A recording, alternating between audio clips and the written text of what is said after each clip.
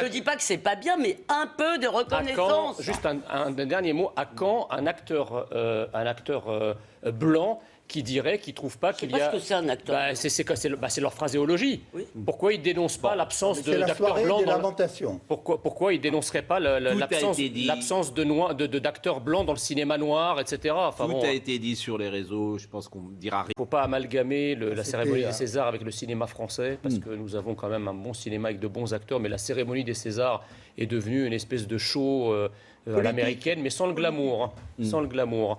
Et vous savez, l'année dernière, on avait eu cette actrice noire de seconde zone là, qui était venue nous l'expliquer. Aïssa Maïga qui comptait les Noirs. Voilà, exactement, qui comptait les Noirs. Là, on a une femme, en l'occurrence, l'actrice qui se présente nue comme un ver, mais pas solitaire, puisqu'elle était accompagnée.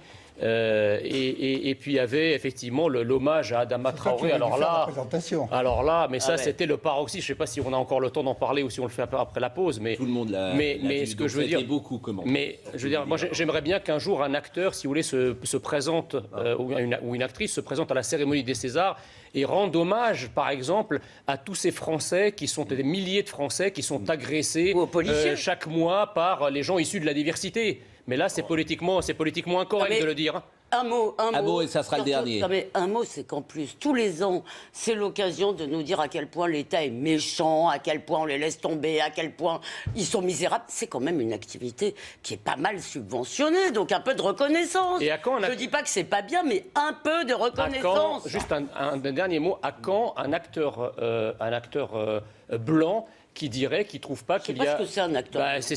C'est leur phraséologie. Oui. Pourquoi ils ne dénoncent pas l'absence d'acteurs blancs Pourquoi ils ne dénonceraient pas l'absence d'acteurs blancs dans le cinéma noir, etc. Tout a été dit sur les réseaux. À quand un acteur blanc qui dirait qu'il ne trouve pas qu'il y a... Je sais pas ce que c'est un acteur.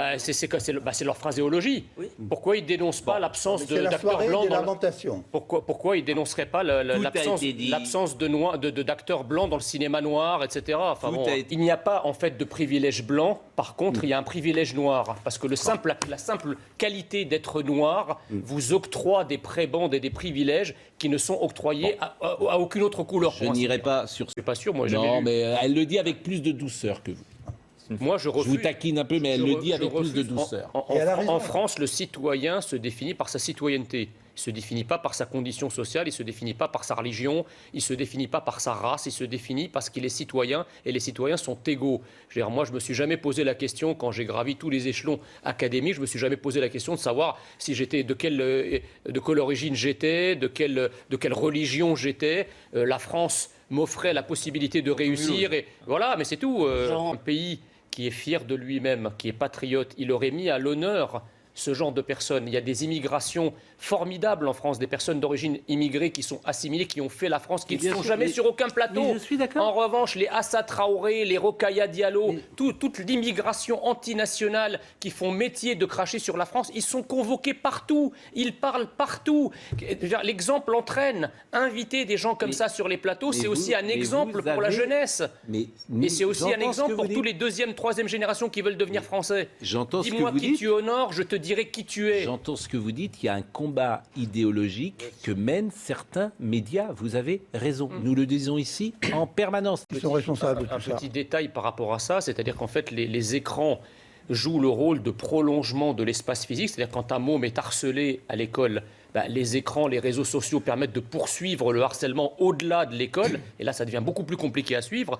Mais il y a aussi le rôle des écrans en termes de jeux vidéo, parce que vous avez certains jeunes qui croient que quand on plante un autre jeune, il suffit de rajouter du crédit et il revit. C'est comme dans les jeux vidéo, quoi. Voilà, enfin, l'idée de mort, il y a, comment dirais-je, une disparition de la frontière entre ce qui est réel et ce qui est virtuel. On a l'impression qu'on a plusieurs vies, comme dans un jeu vidéo. Donc c'est pas si grave de tuer. Voilà. Le problème, c'est que ça a lieu en dehors de l'école maintenant. Le harcèlement, parfois, il n'est pas à l'intérieur de l'école, voilà, sur les réseaux, dans les fréquentations à l'extérieur de l'école. Donc on peut effectivement en voir les prémices à l'intérieur de l'école, mais c'est pas parce que vous le stoppez dans l'école que ça va s'arrêter au-delà. Mais ne laissez pas vos gamins aller sur les réseaux comme ça. Dans les restaurants, on va nous demander la carte d'identité des clients. Vous ouvrez un compte sur les réseaux sociaux, on ne vous demande rien, vous pouvez harceler qui vous voulez, vous pouvez mentir, vous pouvez haïr, vous pouvez cibler qui que ce soit en toute impunité. Et ça doit s'arrêter. C'est pour ça, ces crimes-là doivent s'arrêter. Les réseaux sociaux à surveiller. Mais à lever l'anonymat. Bien sûr, je pense pas. Ah si. Vous ne Lever croyez pas que c'est les l'anonymat. parents qui doivent... Vous croyez pas surtout que les parents doivent...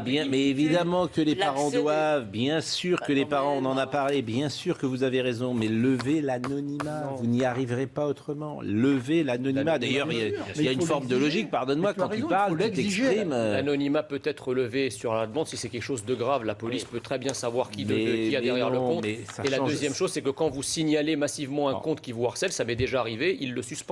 Ça. Je peux juste poser une Oui. question. Pourquoi est-ce qu'à situation égale, à situation épidémique égale, on confine par exemple les Alpes-Maritimes et le Pas-de-Calais et pas l'Île-de-France? Alors j'entends l'argument Bah, économique. vous savez bien J'entends pourquoi. l'argument économique, mais il n'y a pas que ça. Il y a aussi des raisons politiques. Parce que le Pas-de-Calais a mis Marine Le Pen en tête aux dernières présidentielles et les Alpes-Maritimes, elle était à 45%. Alors que l'Île-de-France, effectivement, c'est un énorme réservoir de voix pour Macron. La deuxième chose, c'est effectivement, ça a été cité, c'est le risque en reconfinant de voir une explosion dans les banlieues de la région parisienne. Ça, c'est vrai, mais- c'est vrai. Tout simplement. Et Non, mais c'est vrai. enfin, C'est vrai, c'est vrai. Paris Pardon, regroupe. je peux répondre juste sur un Je truc peux par rapport- répondre juste le dernier point. C'est qu'à Paris et en région parisienne, vous avez toutes les élites et les décideurs qui ne veulent pas se voir privés de week-end. Voilà. D'accord, non mais d'abord, non mais ça, Voilà. franchement, Bah, non, mais- mais si. Juste sur les Alpes-Maritimes. Ah, vous ça avez ira, peut-être ça ira, raison. ça ira. Non, Les aristocrates à la lanterne. Ah, Jean, ça ira, vous ça avez ira, peut-être ça raison ira. sur le Les Français Pas-de-Calais. sont quand même Pour les responsables. Alpes-Maritimes, il faut savoir qu'on a un maire de Nice, si vous voulez, qui veut montrer, d'abord il y a une démographie à Nice, il y a une population plus âgée que dans beaucoup de villes de France, et il y a un maire aussi que dans qui le voulait Pas-de-Calais, montrer, qui était un des enfermistes, et qui voulait absolument montrer à quel point il défendait bien sa population. Donc là, ça a joué aussi. C'est pas, je suis pas sûr que ce Bon, soit pour le embêter vaccin. Marine Le Pen. Le Pas vaccin. Marine Le Pen, mais en tout cas pour caresser son électorat, il ne confine pas Paris. On n'a ça, pas c'est sûr. confiné toutes les Alpes-Maritimes. J'ai pas Var, le saisi. Var, Mais pas non plus tous les Hauts-de-France. Pas saisi mais quand le même, rapport c'est là avec où il y a Marine Le Pen. confinement. Jean Messia. Les capacités sanitaires des armées ont été considérablement réduites ces dernières années. Enfin, je veux dire, il ne faut pas s'imaginer qu'il y a une espèce de réserve d'hôpitaux militaires comme il y en avait pendant les conflits qu'a connu la France.